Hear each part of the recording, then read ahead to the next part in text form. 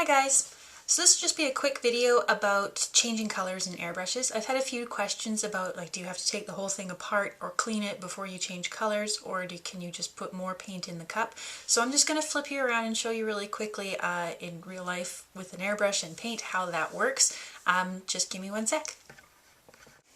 Alright, so what I have here is just a white piece of paper and I have three colors of paint, a green, a purple, and a blue, and I'll just show you how you transition between colors with an airbrush. So right now I just rinsed my airbrush. There's a little bit of blue still in it, so what I'm going to do is I'm just going to rinse it out until it runs clear for you guys, just so we're starting fresh.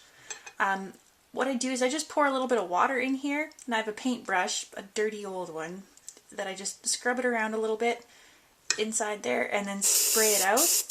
Notice how all this water sprays up too. So this is like the cheapo version of what to do. It's actually what I prefer, but you can also use this sort of thing.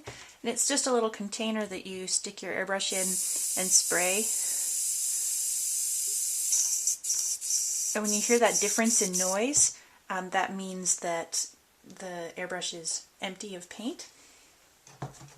So I'm going to, see, it's just spraying water now. Load it up with a color here, so let's do the green.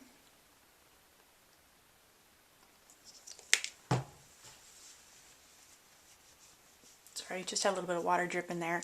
And I'm just going to spray the green on the page.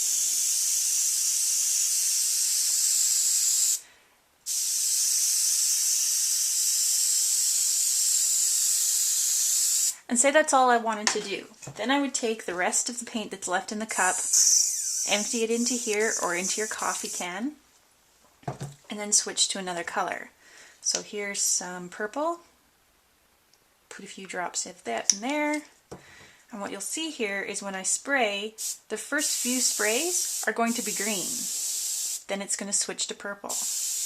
And the purple might be a little muddy to begin with. It might be mixing with the green slightly, but eventually it'll come out perfectly purple.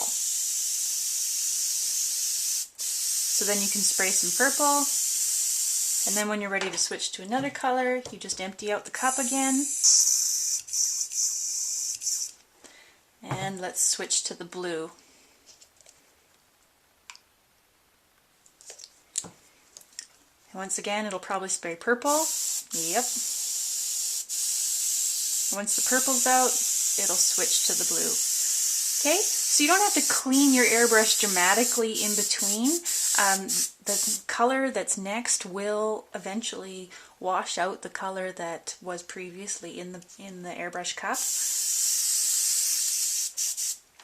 And sometimes when you use a really dark color, so say now if I was to switch to, say, a yellow, it might take longer for that muddiness to go away. So I'll spray the yellow. There's blue. Oh, it's still not looking very good. It's got hints of blue in it. Still got hints of blue in it. It's because this is a stronger pigment than this one is. So what I would do in that scenario is before I switch to that color, I would rinse out my cup with some water. Swish it around with a brush. Dump it out. Put some more water in there. I wouldn't do it over what I'm painting on because I'm going to spill, likely. Dump it out, and then spray clean water through.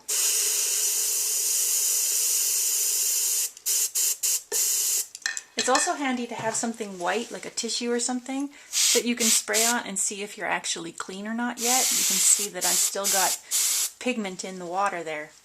So I would just keep doing that until it ran clear, which I will try to do for you in a short period of time here.